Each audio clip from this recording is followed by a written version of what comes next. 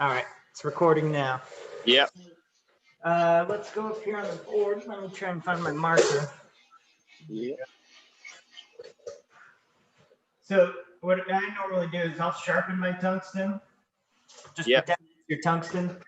Yeah. And then, so you said yours automatically balls. If you put it on the smallest setting, does it ball about like that, or does it go further? Yeah. Than that? Oh no, it's quite small on the end. Yeah. Yeah, that's usually what I like to run anyways, so that might be Yeah. perfect. So, What sort of angle do you sharpen the tungsten at as well? Do you try and get it as sort I of? would say it's not quite 45, but it's Yeah. probably a 30 degree. Yeah. And then Okay. Yeah. I normally blunt it off, especially if I'm not going to be balling it, because the edge Yeah. where it's got the burr will just shoot straight into your puddle on the start. Yeah. Yeah. All right. Okay. Yeah. So we got that, and then I'll just go over my frequency and stuff like that, just what I generally do. And then, you can come back and look at this stuff. Yeah. So I normally do somewhere around 200 to 250 hertz. Can you read this? Yeah, I can see it from there. Yeah. Okay. On my fillet welds, like T-joints, Right. Okay. it just helps getting in there because, if you don't have it that much, it'll kind of dance around the arc a bit more. So Right. Okay. for T-joints, that's normally what I do. For, let's say, outside corners, I'm normally around 90 hertz. And that's just round over those corners for me. Because if I'm at like 200, you might only be getting into right here. And so you got to really put in a lot of penetration in order for it to round. Okay, yeah. I think that might have been one of the problems I was having. I thought sort of the thinner the material, I'd want to go sort of the higher hertz so it can sort of blow away and stuff like that. So, normally, what I'm giving you is normally 1/8 inch and above, which I'm really bad at the conversion there, but I want to say 2.5 mil. I'll get my little book out. Hold on. Okay.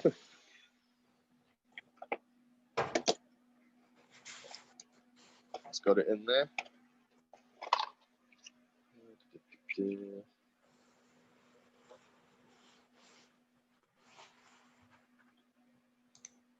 Got it.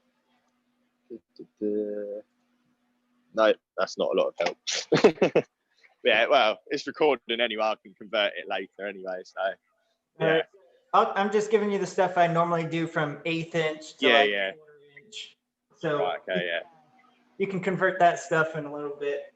And then for like my lap welds and my butt welds, I'm normally at 120 hertz. Right. And, it does pretty good because it'll stabilize that arc. Because on the outside corner, you don't really need it too stable because the two outside edges kind of control where you're going anyways. So if that makes sense a little bit. Yeah. It's sort of like open corner. It sort of just flows in the channel. Yeah. And so on the butt weld, I like to have just a little bit of better control over it, so that way it'll stay where I'm wanting it. So 120 hertz will do that for me. And I usually don't go higher because once you start getting to 200 and 250, it really focuses that arc so that it's not as like wide, so you can tell every little detail that you messed up along the way. Yeah. Because it's so narrow, Yeah, because I think I did that battery box on about 200, and that was all sort of outside corners, and you could sort of see where it sort of wandered down a little bit and then didn't quite fully melt in. So that makes sense. That battery box. It was all right. It wasn't too bad for a little attempt. So it would be nice to get it dialed in perfect. Yeah, and then let's see. But I think 1/8 inch is 2.5 millimeters, if I'm right. It's pretty close. Do you know what that is in thou? I'm pretty good at converting it from thou to millimeters. It would be what would it be? 125 thousandths. So about 3 mil. 3 mil. Okay. So yeah, it's about 40 thou is about a mil. So yeah. Okay. So let's do, so on thinner stuff, you said you're running 2 mm? Yeah, it's 2 mils. That's about 80 thou. 80. Okay. Yeah. So if I was doing an outside corner on that, I would probably be around 120 hertz because it's so thin that you don't really need it to wrap those corners because it'll do it by itself. Yeah.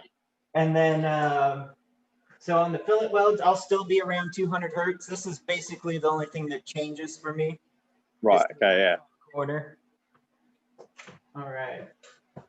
So, do you have a particular project that you're going to be using this stuff on?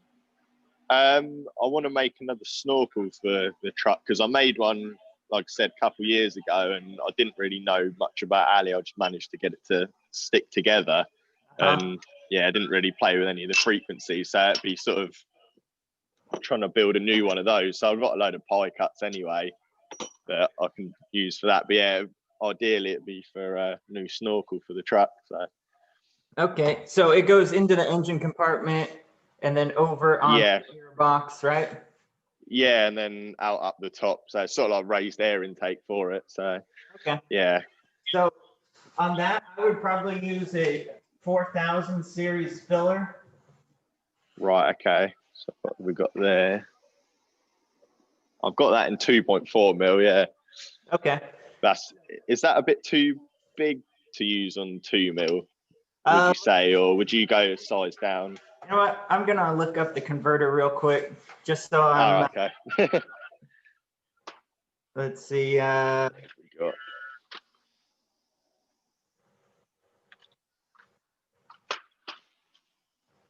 So let's do 2.4. So that looks like I'm guessing 3/32. So no. Yeah. That'd be all right. 16th would be better, but what's that? 1.6 or that's that be? 0.0625. So that's about 1.2. Yeah. Okay. Yeah. So that's a little better because you don't have to make your puddle a little bit bigger to use the thicker. Yeah, I think that might have been where I struggled the first time as well because I only had the 2.4 mil rod trying to weld 2 mil. It was sort of the nice melting thing it in, but yeah. You don't have to add as much filler when you do that. Yeah, that's true, yeah. So 4000 series, and then we've got 5000 series. These are the two most common. I've never used any filler. So you've got 4043 and 4943, and both of those are good for like if you're going to be running something where it's going to be in a spot where it's going to be over 150 Fahrenheit, which I don't know what the conversion for that is. I'll convert it later, yeah. Okay. But normally in the engine compartment, you know, it's around 150 to 200. So with 5000 series, it'll start degrading and then it can crack out later. Yeah. But generally 5000 series is stronger. So 53, 56. Yeah. There's a bunch of different ones, but that's the most common. Yeah. Well, where it is on my engine anyway, it's sort of, it's quite far away from, it's the opposite side to the exhaust manifold, and it's got a load of standard piping up until the airbox. So I don't actually think it would be getting too hot in there. So I reckon because the 5000 series, I've got that in 1.6 mil rods. I think that'd probably be a little bit better, I think. Okay, yeah, we can practice with that too, because it's a little more finicky than 4000 series. So the more you weld with 5000 series, the easier it's going to be to weld with 4000. Yeah. That sucks. I've got more of that anyway, so that'll be a little nicer. So we'll use that. Yeah, nice. Let's see. We got the filler. We got your setup. So let's see. All right, I'll talk about putting together the pie cuts real quick. Yeah, that was one of my questions. I said about like cleaning them when it's tacked up, because obviously where I've cut it, I've got the line for the center line on it. Nice. Does it matter about like if you cleaned it afterwards, if it got anything like in the join, or would you clean it all up first and then? If you want like the optimum cleaning, you would clean them before you put them together. But I mean, things like that, especially if it's just going to be your project or something. It don't matter that much. Oh, okay, yeah, because I haven't really done much of it, and all the videos they're like, oh yeah, make sure it's all super clean and whatnot like that. So I'm thinking, oh, do I need to clean it? But then I lose my center line and then can't like configure where it goes. But okay, yeah, that's good to know. When I was doing all the pipe cut exhaust and stuff, after we'd cut, we'd take a not a Dremel, but like a crap, I can't think of the word, but it's like a tool that just etches, like a handheld. Oh, right, okay. They're like $5-10. Yeah. I'll show you in a minute when I have a second. Well, the little swivelly, those things, or no, it's an electric little swivelly deburr. Let me grab it real quick. I think I have it right here.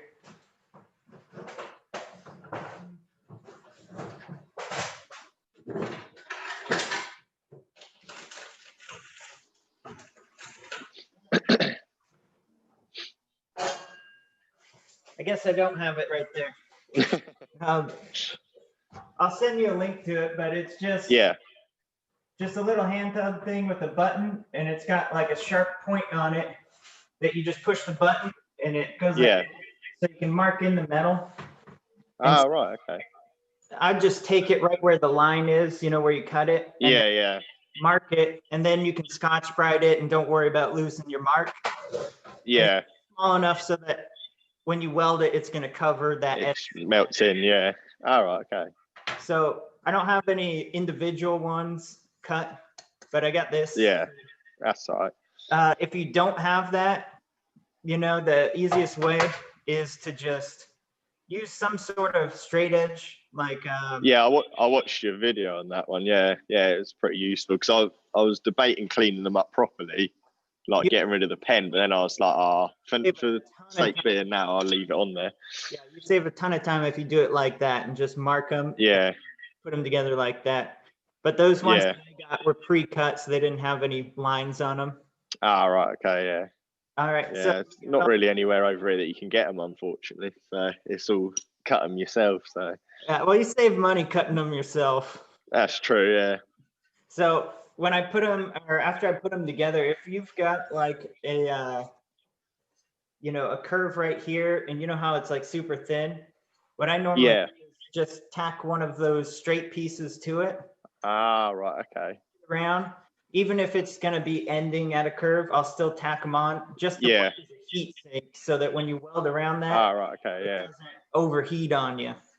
Yeah. Oh, that's good to know.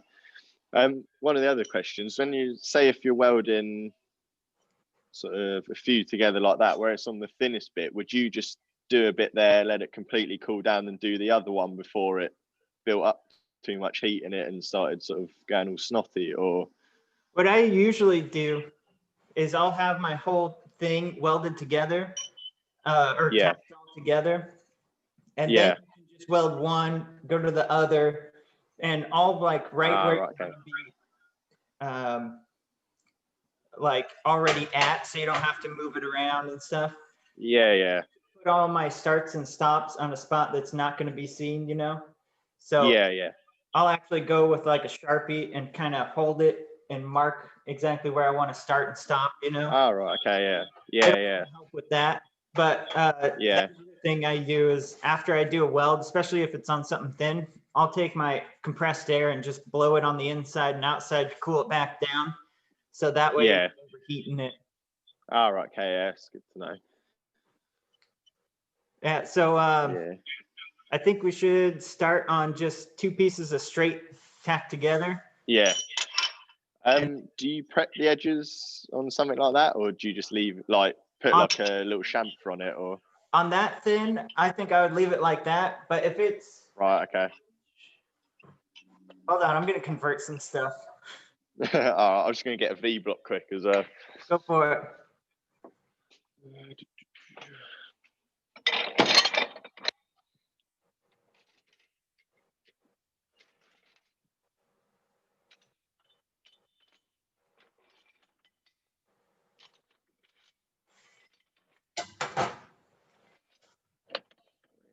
gone?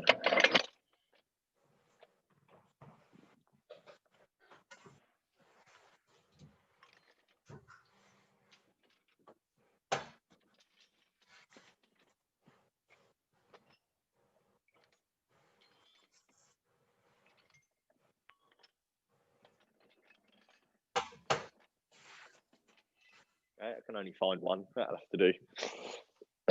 Something's hidden the other ones. Nice. It'll do for now. So handy. Yeah. Shame I can't find the other one, but. So normally what I do is 1.5 millimeter is what I chamfer it down to normally. Yeah. All right.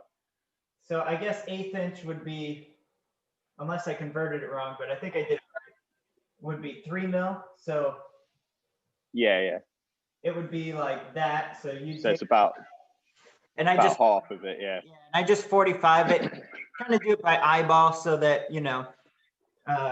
there's something left in the bottom. Just a little bit. That way you don't have to use as much heat to get in there, and it makes it a little easier. So if you're doing anything, above probably 2 millimeters, then I would start chamfering it, and just leave 1.5 mils, to as you're landing, and then we're just butting them completely together with no gap. Yeah. And clean some rod up.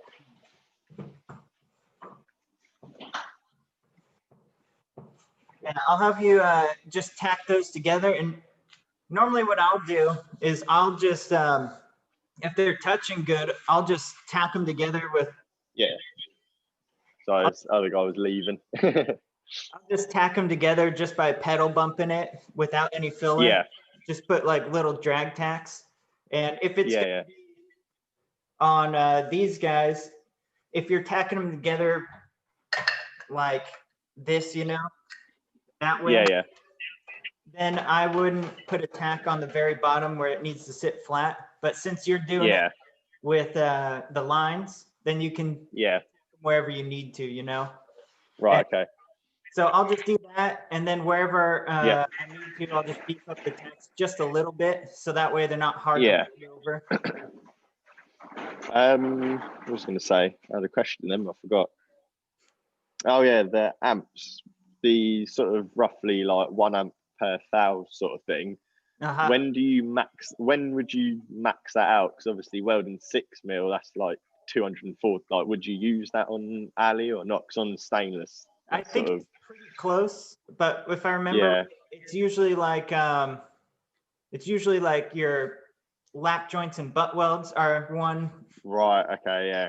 So this would probably be pretty close, but what I do is I normally just max out my machine, and then I just use the pedal. Yeah.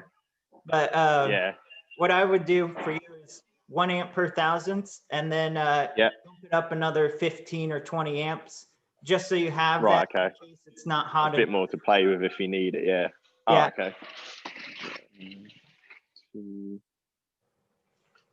Oh, and when I'm tacking, I'm usually like an extra. I bump up my hertz to probably like 200, just so my tack welds are. It's a little smaller, yeah. It's a little easier to weld.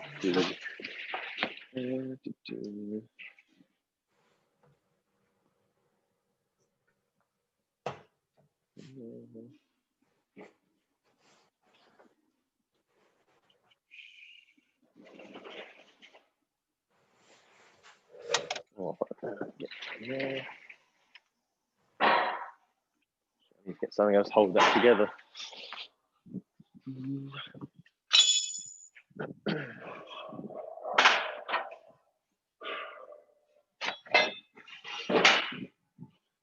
Just get something to push the edges together because I can't find the other V block. So.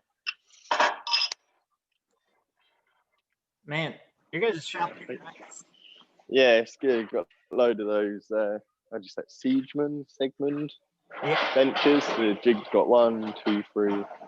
Got 4 of them, so pretty lucky. Yeah. Oh yeah, how much stick out would I haven't even got one in there. I went and sharpened it and then didn't put it in there. How much stick out would you have then for something like this. For a number 5, I'm really only going about 1/8 of an inch, so I guess 3 millimeters. Yeah. Just enough so that when you're in a fillet weld, you can still see the tungsten and the tungsten can get down into the joint. Yeah, because I watched another one of the videos last night where you say some people at your work, you like can barely even see it, sort of thing. Yeah, there's a bunch of guys at my work that have it pretty much flush with the cup. Oh, right. I couldn't imagine doing anything like that, but yeah. Them from stuffing the filler into the tungsten. Yeah, I suppose, yeah. So just tack this together then, or? Go for it. Yeah. However you like to. Oh, hold on, I'm going to have to cover the phone screen because it's making my lid go off. I'll put that in the way of it for a sec. All right.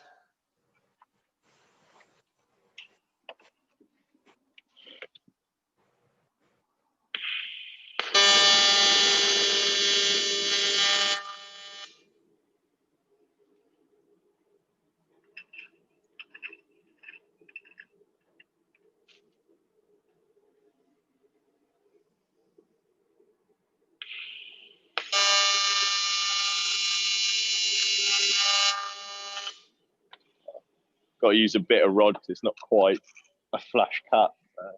Yeah, that's fine. Should I tack it in 4 spots or just 2 for now? Or? I usually do 3, and then I'll start on the one where I didn't tack it. Oh, right, okay, yeah. Oh, I'll bang another one on it quick then.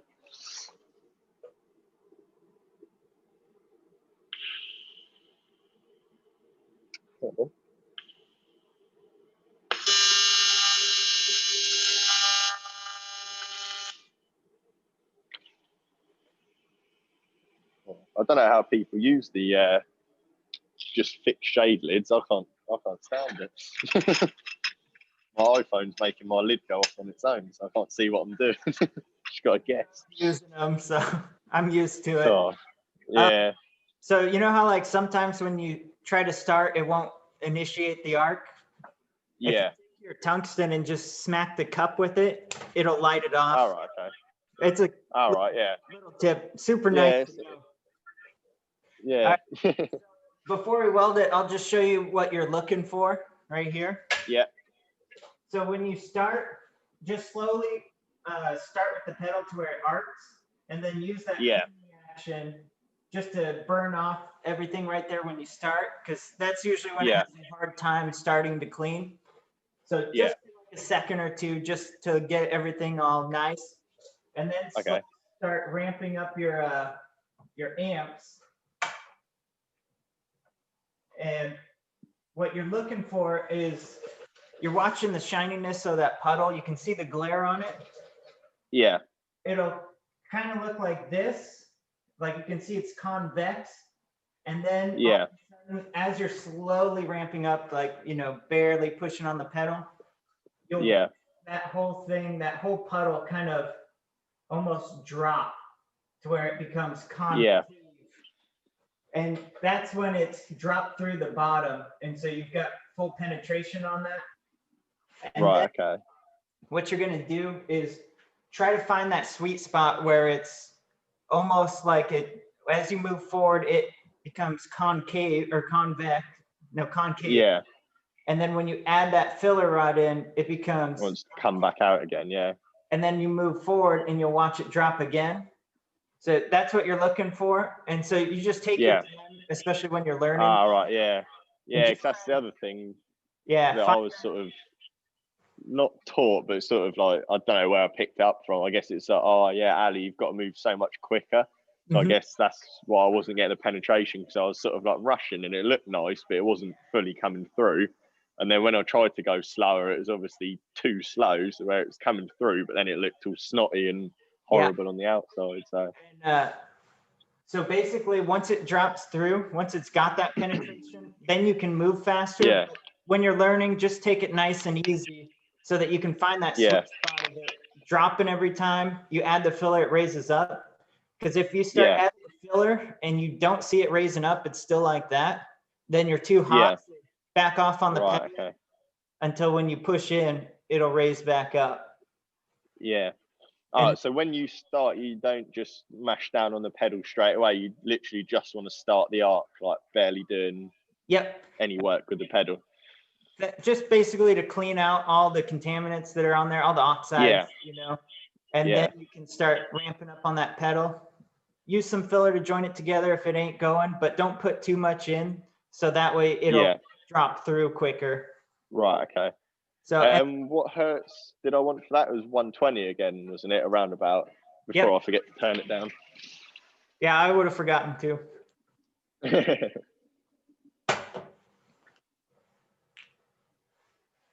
There we go. So it takes a little bit of practice, but that's what you want to do every time is get that. Yeah, okay. And just move like, you know, a couple inches. Yeah. Maybe most. All right, let's see what happens.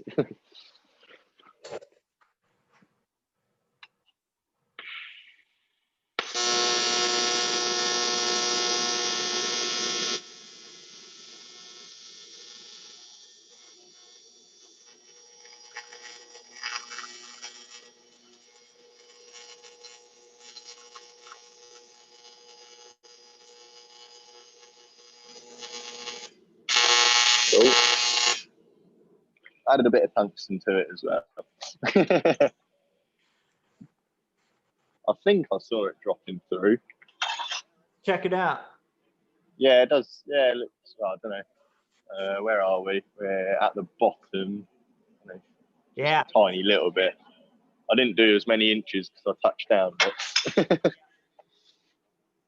But right, yeah, no, it's handy to, because I sort of watch the videos, but then obviously when I'm at home when I'm watching them, so then by the time I get to actually weld something again, I've sort of forgotten what I'm meant to be doing. So it's good to have this, that I'm there and doing it now. So. How does it look on the top side? It looked good until I put the tungsten in it.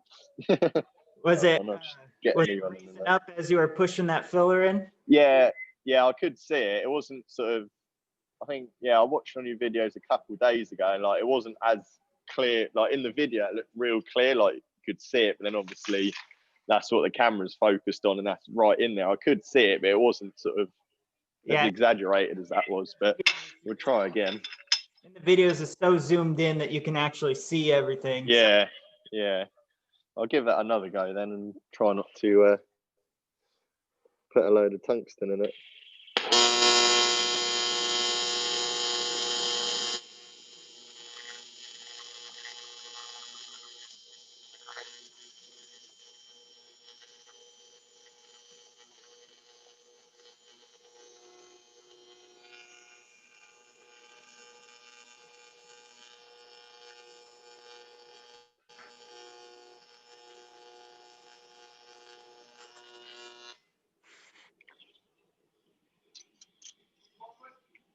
Oh. Yeah, all right, I'll lock the gate on the way out. Yeah, nice one. Cheers, thanks a lot. Cheers. Actually, the guy in the yard locking the gate so no one comes in. But, yeah, that one, I don't know, I think I went a little bit too hot on that. I think, well, in one place, and I saw it wasn't sort of raising up when I put the rod in, but yeah, it's coming through. So yeah, at least I know what to look out for now. Yeah, you can see sort of the little, I don't know how well you can see it. There's like a little bit in the middle where I realised it was sort of too hot and it wasn't building back up again. Yeah, and let me see the inside real quick. So it's the one right at the bottom now. Sort of Okay. Yeah. All right. Yeah, no, it's useful to look out for. But I might turn the amps down a little bit though, because I think I'm not sure how accurate that machine is. Okay. Because even at not much pedal, it still seemed like it wanted to punch through quite a lot. So on your restart, what I like to do is I'll light up right about here after the last little drop. And kind of start melting it until it drops through, like we were saying, you know? And I'll back up about 2 ripples, so that past this one and then right on top of that next, or that one before it. And then start moving from there. That way, Right. Okay. any little crack at the end of your crater, you've filled it back in and started. And also your penetration will, so let's pretend this is the bead right here. This is the end, right? Yeah. Here's your penetration. It's usually back towards the beginning of your last stop. So if you start right on top of here, your penetration will drop through, but it'll miss that little section right there in the center. Yeah. Yeah. So if you back up, you know, a ripple or two and then start, it'll tie your penetration in. Right. Okay. Yeah. Yeah. Yeah. Yeah. Yeah. All right, let's give it another go.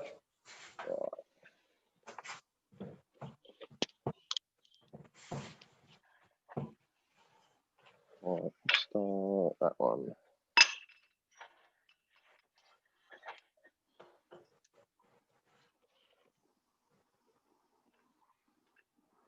So we go there, hold it still.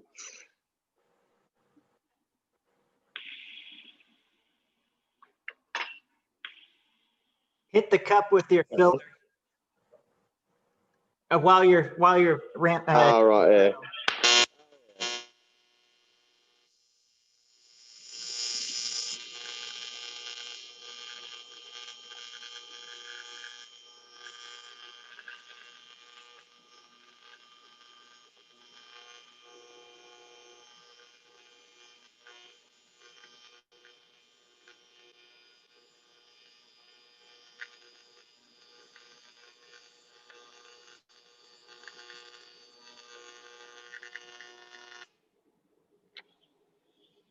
I'm not used to welding round stuff freehand. So all the stainless stuff we do, we've got a nice positioner for it. So I just literally just rest there. But Nice. I've got that dialed in. It's just the alley that I haven't managed to get the hang of. Yeah. The top side looks pretty ugly, but I managed to tie it in and get rid of the little crater crack, and it looks like it's come through a lot. But yeah, so that was the restart there. I don't know how clear it's showing it. I can see pretty good. Yeah, I can see Yeah, it really sunk in on there. Yeah.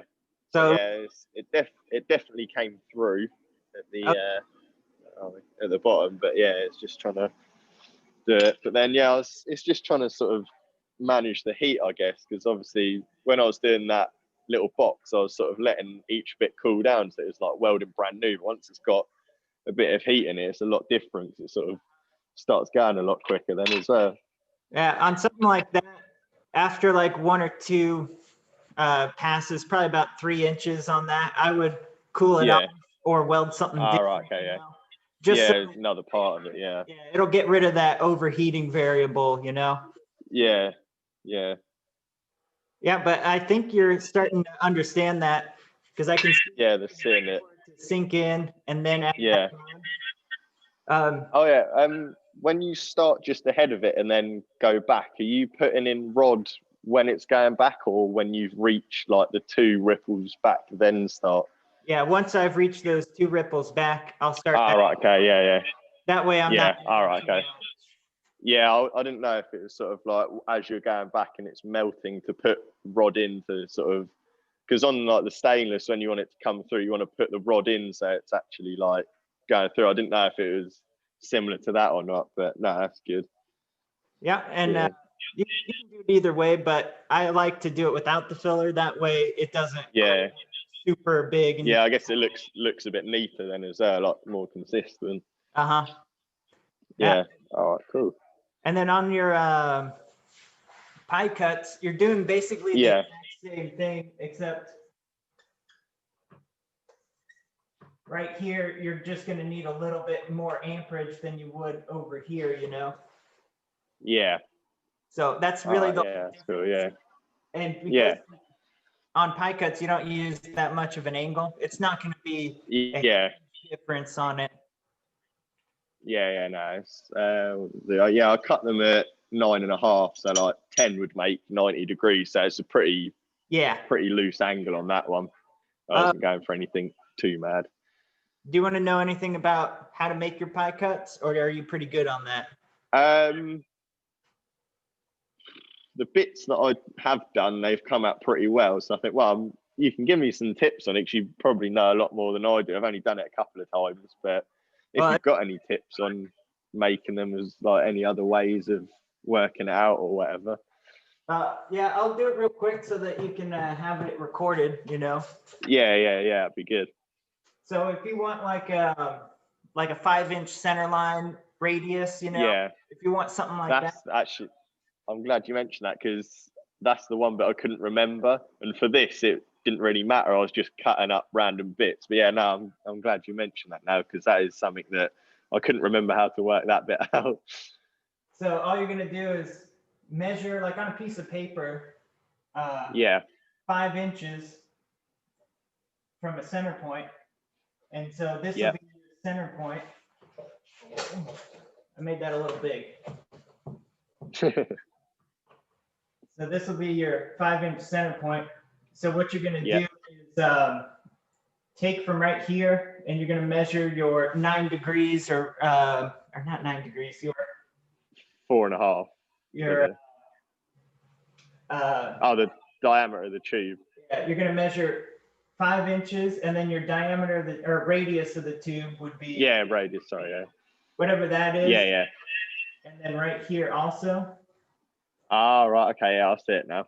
Yeah. And then you're gonna shit, it's been so long, I'm trying to remember this.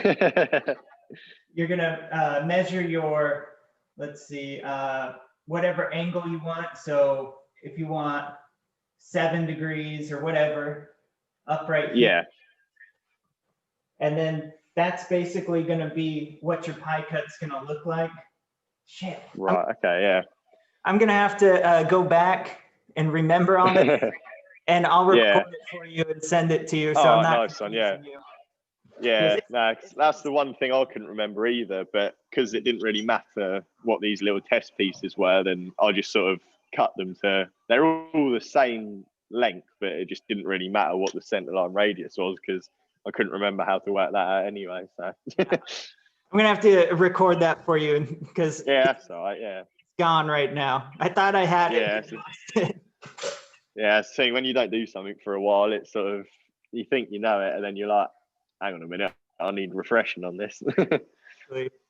All right, so yeah, we got all that stuff. Your gas flow, I think you've got that down. Yeah. You know, you just basically, since you're using liters per minute, it's, you know, if you're using a 5, basically the same size. Yeah. Exactly. It's pretty nice. Yeah, I just didn't know if there was, because I literally only bought that standard collet body kit a few weeks ago. I didn't know if there was any difference, like on the gas flow using a gas lens or the standard. I didn't know if there was any sort of variation between the two, like if you had to have the standard collet a bit less, because obviously it just comes out more direct rather than sort of spread around. But keep them the same, but I usually only use yeah, a number 7 or a number 5 standard. Those are really the only two yeah. I use. All right, okay, yeah. If you use like a gas lens, your arc wants to wander a little bit more than it does on a standard like that. Yeah, but your because I've done shinier. Yeah, I've done a few welds with a number 6 and like a gas lens one, because we do quite a lot of wheel repairs. And I did notice, like doing them, it did sort of wander a bit. And then when I got this other kit, I used that, and I could tell that it was more sort of directed and wasn't trying to wander as much, even on the cast stuff. So are those wheels cast aluminum? Yeah. Okay. Well, so most of the ones that come in are, some of the custom ones, they're all sort of machined, but we don't get not many of those cracks. So most of the ones we get in are all cast. So on that, like on cast, or especially if it's been used, I'm usually turning down my balance to around 60%, just so it cleans all that stuff out. And I'll dump my hertz down to like 50, just to. We normally weld them about sort of 60 odd, but they never come out too pretty anyway, because obviously all the junk that's in the metal. So and with that, you really want to take your time cleaning out that crack or wherever you're going to be welding. Say that's the crack. I'll take my tungsten and light up on it, and let it clean and walk it down the whole joint, just cleaning out everything before I Yeah, I'll do that anyway. Yeah, like around the edges a bit, let it all sort of go out. But sort of with that, where it's nice and thick, you haven't really got to worry about it sort of falling through or dropping away on you. So you can go sort of nice and hot and heavy and not worry about it too much. Perfect. And do you guys have any helium? No, we don't. No, we only really do stainless, and it's just sort of the odd job here and there. It would be aluminium, and then like the wheels and that. So we don't really specialize in it enough to have the helium. That'll help with the cleaning a little bit too. All right. Okay. Yeah. I'll mention it to them, see if they want to get some in. But what was it that you were going to say?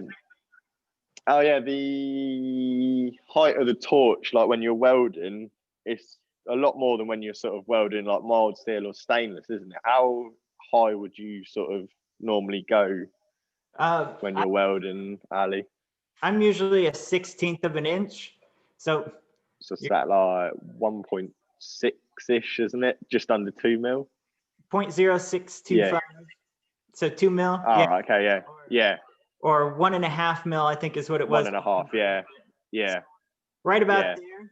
And one thing you can do, it's a little harder, but if you really want to focus the arc, especially like in fillet welds, is before you add your filler, just make sure you're real close to it. So you're like nice and close. And add your filler, you can raise your tungsten up away from it. Ah, right. Okay, yeah. Just doing that as you go, if you want to. Yeah. But usually I'm just keeping it that 1.5 mils above the puddle itself, even as I move forward. Yeah. And it seems to do pretty good. But if you're seems like that'd be a lot easier on flat stuff rather than like trying to work your way around a tube like that. But yeah, all right, yeah, no, that's good to know. Because I wasn't really too sure, because I think it might be in my old place. No one there could weld alley anyway, and I'd only sort of played around with it and just sort of learned sort of how to stick it together. It wasn't anything nice. Mm-hmm. And I remember one of them saying, "Oh yeah, you want like a lot bigger gap than you do with like stainless or whatever than that." And then I was sort of couldn't really figure out, because then when I was welding with like a real tight one, it was still coming out just as good as if I lifted it up a bit. So no, that's good to know. Like keep it about 1.5 mil. Yeah, it's really just trying to focus your arc, because the higher you go, the more it wanders. And it spreads out, yeah. So like if you're doing like a fillet weld and you've got like a big gap right here, the tungsten's closer here. So this is what's gonna be melting together first. Right, okay, yeah. A lot of times you won't have any penetration down here because it's just bridging over this. So that's just the problem with that. And it's also wanders a little more than if you're nice and tight on it. Yeah. And then I had another question, but I forgot about it now. It'll come back to me in a minute, sure. And then so the only pieces you really want full penetration on usually are your butt welds and your outside corners. Yeah. And all you're doing for your penetration on an outside corner is the same thing. You're just watching it sink through, and then when you add, it builds back up. And so you can find that sweet spot and then start moving, you know. And then that battery box certainly seemed a lot, because before I've done that, I'd only done sort of wheels and stuff since I'd like made the snorkel, and that's it. I was like, I've sort of got the hang of this now. I've done like a few more years doing stainless and like got the hang of everything. I was like, oh yeah, it's not too bad. But like looking at this, it's a completely different ball game trying to do tube, I think.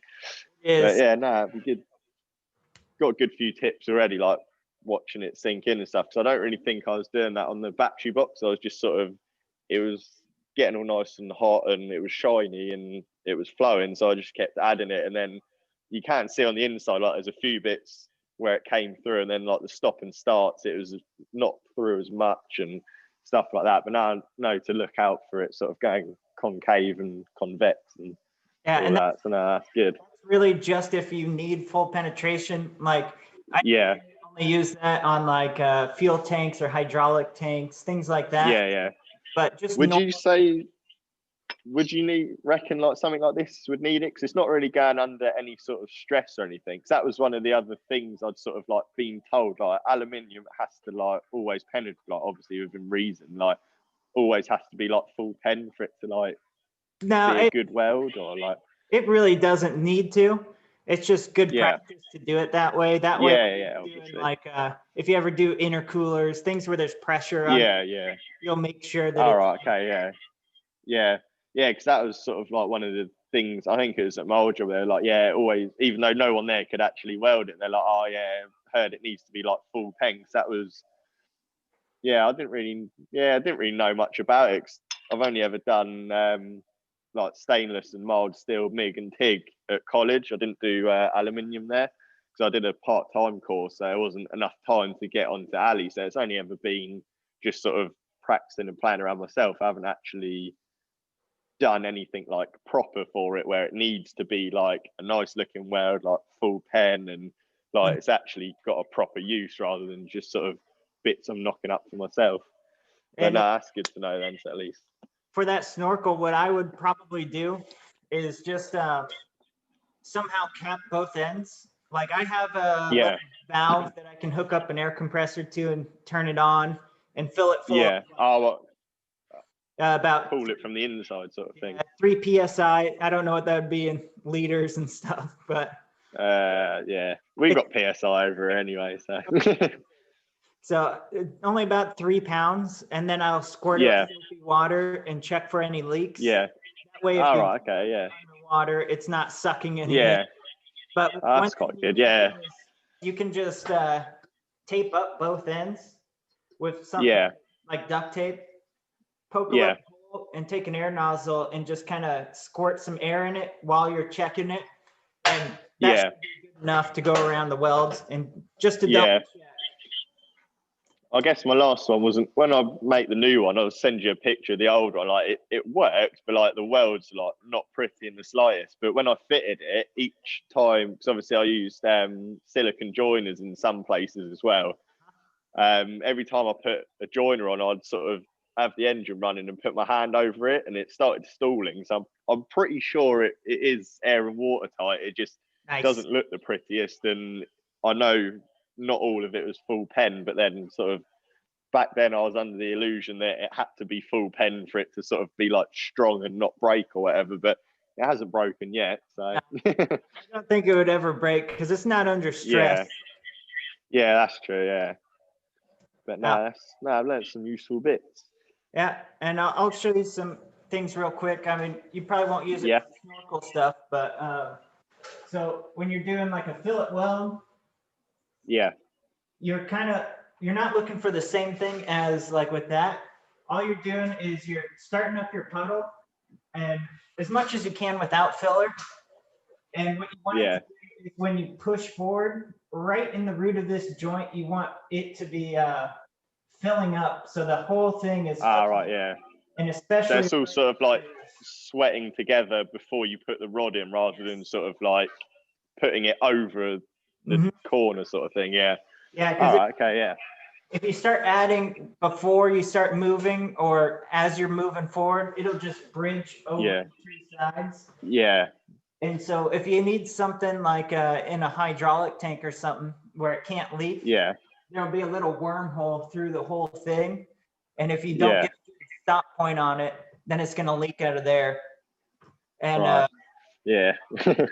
and so when you look on the ideal. side, let me grab a piece where I've done.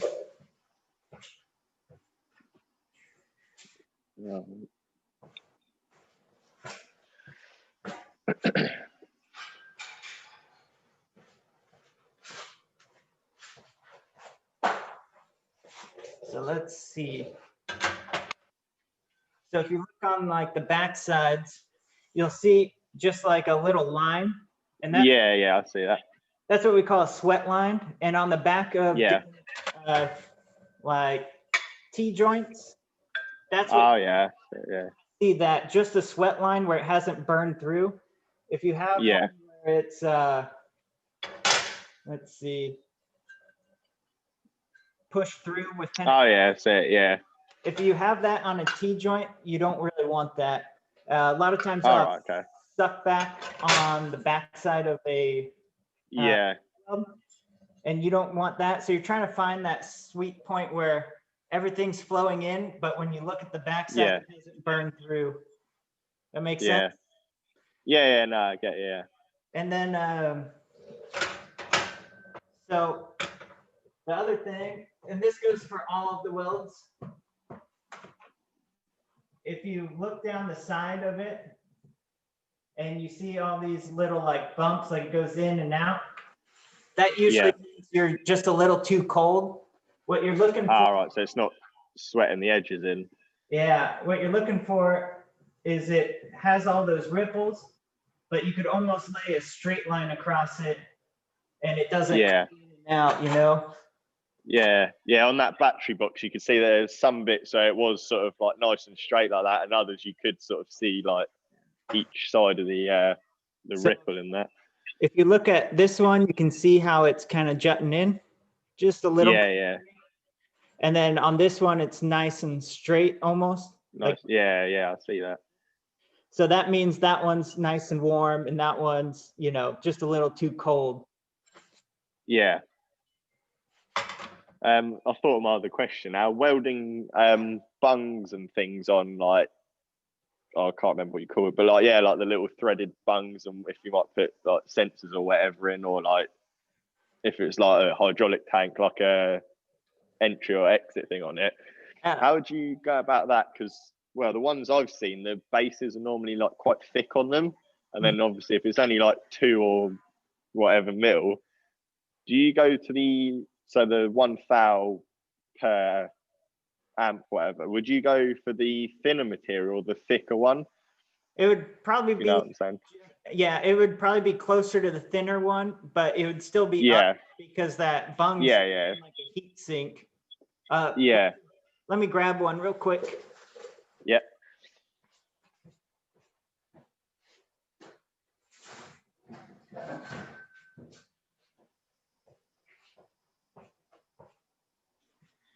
All right, so there's one right there. And Yeah. so basically you're just gonna weld it just like a fillet weld. You don't want it to burn through on the backside. Yeah. It can really mess up the threads then. And then to weld it, you can either weld it like a fillet weld, or you can put some like anti-seize on the threads and thread some Yeah. down there and hold your torch like this, rest Oh, like pivot around it. Yeah. and walk around it. All right. Yeah. If you have a positioner, that's the way to go. Yeah. It takes a little Yeah. bit of practice before you can run Yeah. it.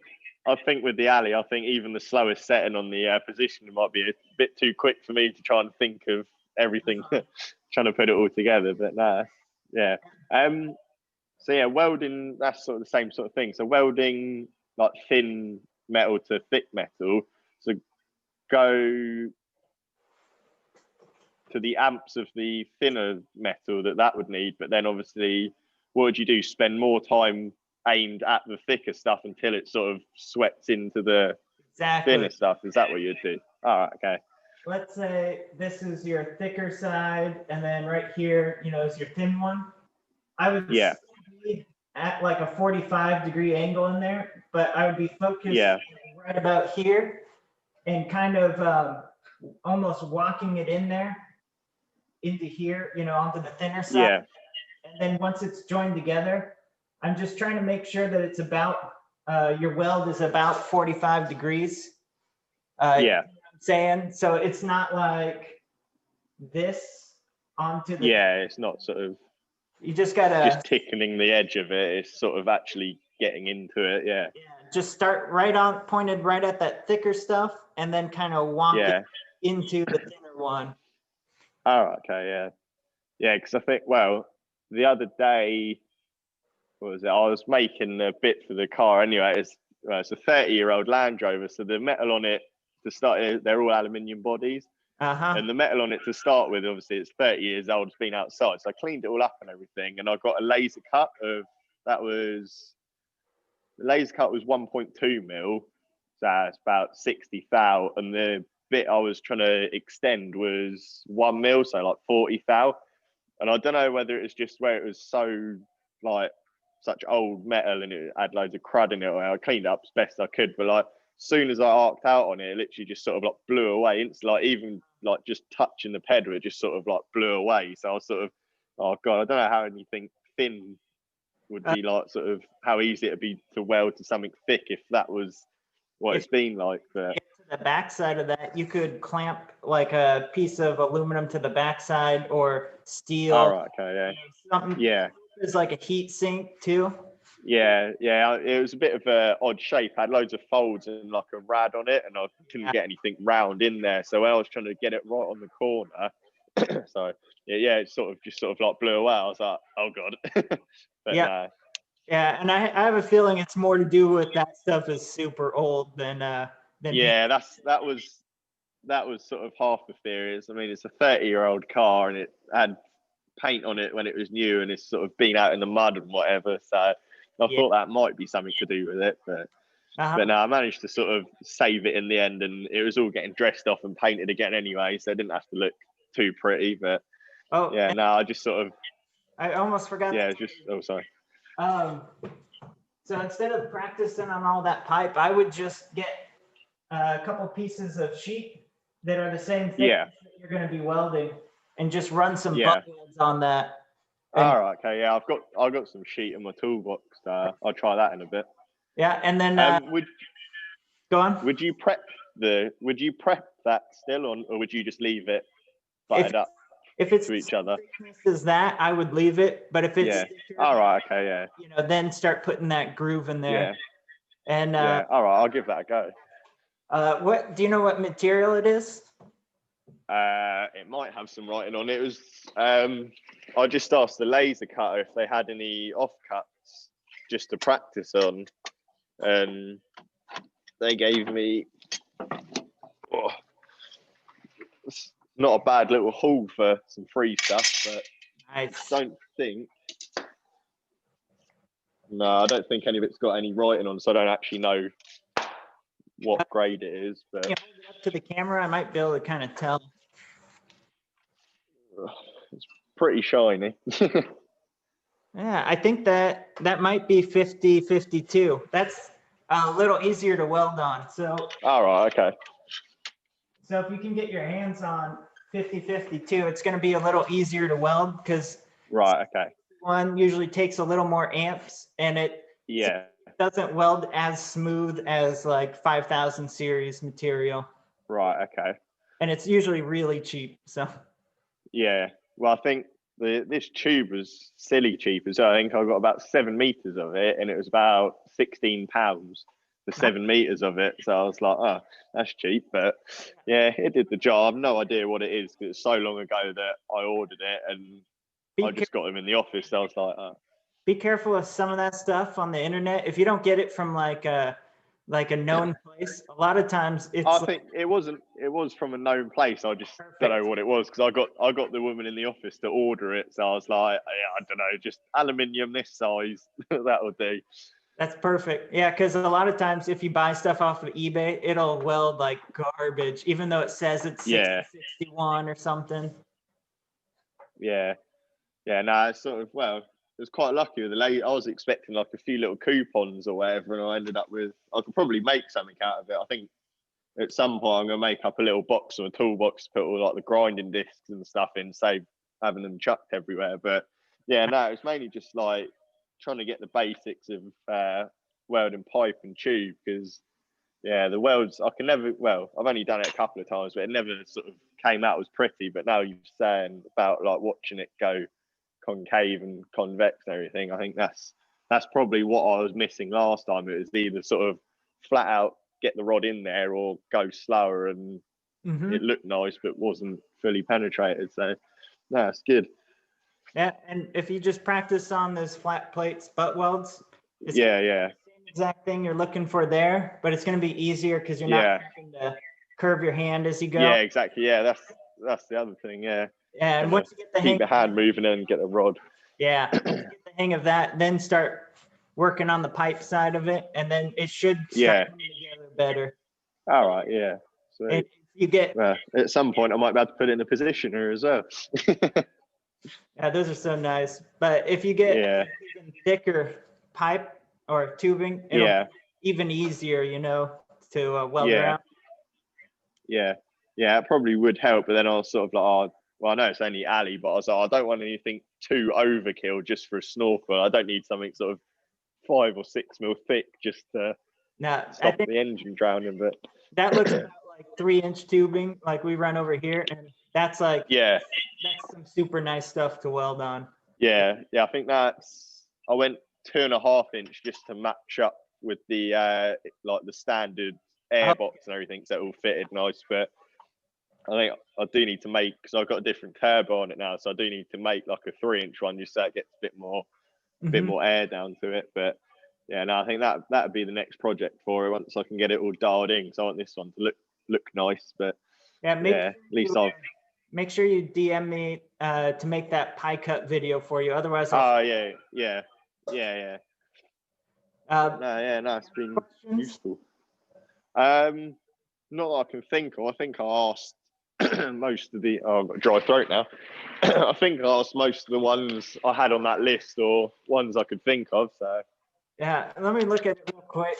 Just yeah, just to make sure. no, it's all stuff I didn't know before. Like, yeah, I thought it had to be sort of like super duper clean, like nothing on it at all. You had to clean it before you tacked it. Thought you had to have like a big arc length and sort of had to be full pen for it to be a good weld. I think that's all sort of, it's nice to actually learn sort of properly. Yeah, and the only time I really preheat is like if it's. Oh yeah, that's right. If it's 3/16 or above. So yeah, I have to convert it because I don't know. I think that's 332 is 2.4, isn't it? I think. Yeah, so it would be double. Yeah. That. So 4.8. So yeah, about 5 mil. Yeah. Oh, okay. Yeah. Yeah. We sometimes. And yeah, on the wheels we sometimes, because we cut the cracks out, we cut either side of it, and we got that exact same one. Yeah. Yeah. On aluminum, all you do is let's see. Hopefully, you'll be able to see. You see the water coming down? Yeah, you see the moisture. Yeah, I was making another thing yesterday and I was being lazy. I had some nylock nuts and I didn't want the nylock in it, so I just blow torched it out, but I put them on a bit of alley, and yeah, you could see the moisture coming out of the alley underneath it. But the moisture is just coming from the gas in the torch. Ah, right, okay. But it's a good indicator. What I do is I'll go around it until there's no water left, and then I'll come back to my start and see if water forms again. And if it doesn't, then it's pretty much good, because good to go. Yeah. 150 degrees Fahrenheit, which again you're gonna have to convert. Right. Okay. Yeah. I've got a little heat gun anyway, so I can convert that. Basically just below boiling temp, and so right. Okay. Yeah. all that water's gone, then you know it's right around that temperature. Yeah. So yeah, because we sometimes preheat the wheels if it's got a couple of cracks on it. We sort of preheat them, but I've only gone off what I've been told since I was here. They're like, oh, just get it sort of fairly hot, just so that when you're welding it, it's not stone cold. Mm-hmm. Obviously, with the wheel where it's all cast, and we get them in from a company that refurbs them. They just can't weld them, so they come in all blasted and everything. There's no paint on them. And with that, you never see any of the moisture come out of it because it's got so many pits and whatever. I just didn't know if there was sort of like a specific temperature to get it to. But like you said, just below or just above boiling, then that's sort of the sweet spot for it. Yeah, and they have temp pens that you can use. I have. Yeah, I've seen them, I think. Nah. And then let's see. Yeah. Oh yeah, and then cleaning after tacking, I usually just. Oh yeah. Just if it's tacked together, I'll just brush it with a stainless brush. If it's I got a nice big one there for it. So I use the little. It looks like a toothbrush. They're a little easier. Yeah, I've got a little one. It's just I was scrubbing all these up earlier, so I just wanted something big just to get most of it done. But yeah, because that was one of the other sort of like misconception things where I thought it had to be super clean. I was like, oh, I wonder if it matters. Like, so I've got my center lines and I want to like rotate it or whatever. I'll be like, oh, I need to tack it before I get rid of the line. But then will that sort of like screw it up? I didn't really know sort of how like dirty it can be before it starts like not welding sort of thing. But yeah, if it's fine just sort of tacking it, then wire brushing the pen mark off, then yeah, that's more than well, especially for my own stuff, that's more than good enough. So real quick, so the oxide layer, say this is your aluminum, this is like yeah, the oxide layer that's already on there. So if it's been sitting around for a while, just open, dust will start growing or, adding on to here. And then your oxide layer will actually grow over that. So it's in your oxide layer. Oh, right. And that's kind of when you try to burn it off with your tungsten and it's shooting this, it's getting all the oxides off, but that dirt and dust is still getting in the puddle. So that's when you would right, yeah. need to brush it as if it's been there for a while. And this has been sat in the rack for a couple of years, but it's all air, it's in a container, so it's only ever got dust down in when the door's open. So it was pretty good. It just got a bit scratched up where people had moved it around, but no, it'll do the job for me. But yeah, no, give that a little practice now. Everyone's gone home, so it'll be a little easier to weld if it's bent wire brush. Like fresh, yeah. Other than that, you'll be fine without it. Yeah. All right. So no, that's good to know then. Yeah, I just sort of had all them. Well, I haven't sort of been with anyone that actually knows what they're doing, like does it full time. So like the guys here, they can weld it, but they're sort of the same. They've never actually sort of. It's just what they've learned through like trial and error. They've never actually had any like sort of training on it or whatever. But yeah, no, it's good to sort of sit down and get some tips of someone who actually knows what they're doing like properly and sort of get rid of all my misconceptions and whatever. So no, it's been good. Oh yeah. Thanks. Yeah, it's been a lot of fun. Yeah, no, nice one. Yeah, cheers for doing that. I'm gonna have a little practice now. Everyone's gone home, so put the heating on and weld away for a few more hours this time. 10 past, but yeah, get some dinner ordered in. Probably spend another few hours here. So yeah, all good fun. If you have a shear, I'd just shear up a couple of those into like 3-inch sections, that flat plate. Yeah, just more to play with then. Yeah. Yeah. All right. Yeah, nice one. I'll give that a go then. If you want. Yeah. Oh, actually, that plate's a little thick, but if you get thinner stuff like that's the same thickness as your tubing, you can just practice doing a straight line and penetrating through. Just yeah. So that way you run just tons and tons of beads all the way down it and just let it cool down after a weld, do another one. Yeah, that was the other thing. I didn't really, because with stainless sort of, obviously where that warps and pulls so much after like not much, you want to sort of fully cool it down and whatever. I didn't really know how much to do that with Ali, because I know it needs a bit of heat in there for it to weld nice, but then how much is too much, and then does it want to get stone cold before you move on and whatever. But no, you sort of if definitely learnt a lot, so that's good. If it's thin, I wouldn't worry about it being cold at all. If it's a little thicker, put a little heat on it. Yeah. All right, so no, it's been good. You got any other questions?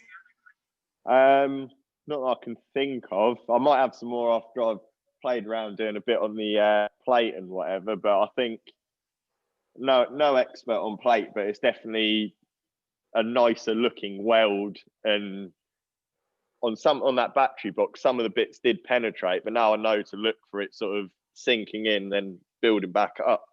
I'm getting a real dry throat. Yeah, now I know to look out for that. I reckon I'll have like a good grasp on that. It was mainly just the tube and stuff, but yeah. Oh, real dry throat. And on outside corners, you don't have to penetrate in if it's something that's not going to be critical. Like if it's just a battery box, I wouldn't, because it looks just as good, you know, if you don't. Yeah, because I was sort of thinking when it was on the bits it was coming through, I was like, it'd almost look neater if none of it came through. But then, because I was under the sort of misconception that no, it has to penetrate, otherwise it's going to fall apart sort of thing, I was sort of like 50-50 between doing it. So yeah, and if you have something where you can reach the backside of an outside corner and you don't want it to penetrate, just put like a piece of square tubing in there, something that's got a straight edge. All right, I'll have to cut some bits up for the next one then. And then it's not going to matter if you're a little too hot, you know, on that, because it'll stop it from penetrating through. All right, sweet. Yeah, no, it's all good, useful tips for that. But yeah, nice one. Well, I'll go and have a little practice for a bit now then, and probably DM you some more questions when I start struggling again. But no, it's real good. Thanks for doing this. Perfect. Thank you. Yeah, nice one. Thanks a lot. All right, I'll finish this recording, and I'm gonna put it on a private YouTube channel or page. All right. Okay. Yeah. Nice one. Send you the link to it so you can just go back through. All right. Nice one. Yeah. And then thanks a lot. Yeah, remind me about the pie cut thing, because I got to go back. Yeah, I will do. Yeah. Yeah. I'll DM you about it in a minute so you don't forget. I'm going to order some food. All Be right. a late one here tonight, I think. Yeah, nice one. Cheers for doing that. Anyway, it's real good. Yeah. Yeah, definitely learned a lot. So no, it's good. I might grab another one after Christmas as well. If I can't quite dial it in, I might do the longer one after Christmas, because that'd be good. No, it's always good to learn stuff. So yeah, I had fun. Yeah, me too. No, it's good to actually learn off someone who sort of knows what they're doing, rather than it needs to be this, and I'm sort of like, you've been welding longer, but do you actually know what you're doing, sort of thing? And obviously the people at my old place didn't really know what they're doing. So at least I know what to practice with now, because I was practicing, it just wasn't quite right, sort of. But cheers for doing that. Yeah. All right. Well, you have a good night welding, and nice one. It's morning for you, isn't it? What's that? It's morning for you over there, isn't it? Yeah, it's 11 now. So yeah. All right. Well, have a nice morning then, and rest of your day. All right, you too, bud. Take it easy. Cheers. Nice one. Thanks.